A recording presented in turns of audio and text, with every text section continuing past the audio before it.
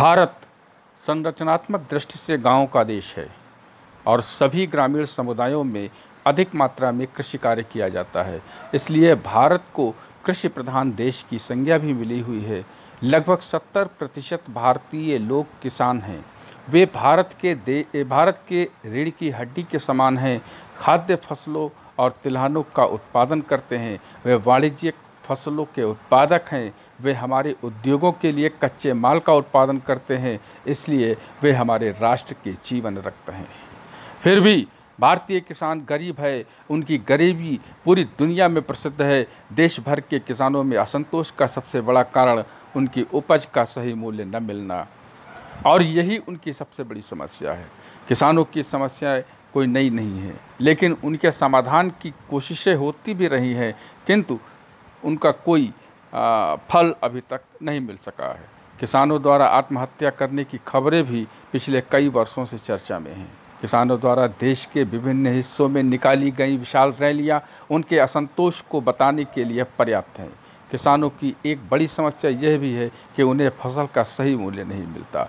वहीं किसानों को अपना कच्चा माल बेचने में तमाम कागजी कार्यवाही भी पूरी करनी पड़ती है। मसलन कोई किसान सरकारी केंद्र पर किसी उत्पाद को बेचना चाहे तो उसे गांव के अधिकारी से एक कागज़ चाहिए होगा। ऐसे में कई बार कम पढ़े लिखे किसान अपने माल को कम पैसों में बेचने के लिए मजबूर हो जाते हैं। अच्छी फसल के लिए अच्छे बीजों का भी होना आवश्यक है, लेकिन सही वितरण तंत्र न होने के चलते छोटे किसानों की पहुंच में ये महंगे और अच्छे बीज नहीं होते हैं। इसके चलते उन्हें कोई लाभ नहीं मिलता और फसल की गुणवत्ता प्रभावित होती है। तमाम मानवीय कारणों से इतर कुछ प्राकृतिक कारण भी किसानों की परेशानी को बढ़ा देते हैं। दरअसल उपजाऊ ज़मीन बड़े इलाकों पर हवा और पानी के चलते मिट्टी का क्षरण होता है। इसके चलते मिट्टी अपनी मूल क्षमता को खो देती है और इसका असर फसल पर पड़ता है। भारत के ग्रामीण इलाकों में अच्छे भंडारण की सुविधाओं की कमी है। ऐसे में किसानों पर जल्द से जल्द फसल का सौदा करने का दबाव होता है और कई बार किसान औने पौने दामों पर फसल का सौदा कर लेता है। किसानों की ज़मीनी हालत अभी तक नहीं बदली है। मानसून की विफलता, सूखा, ऋण का अत्यधिक बोझ आदि परिस्थितियाँ समस्याओं के एक चक्र की शुरुआत करती हैं।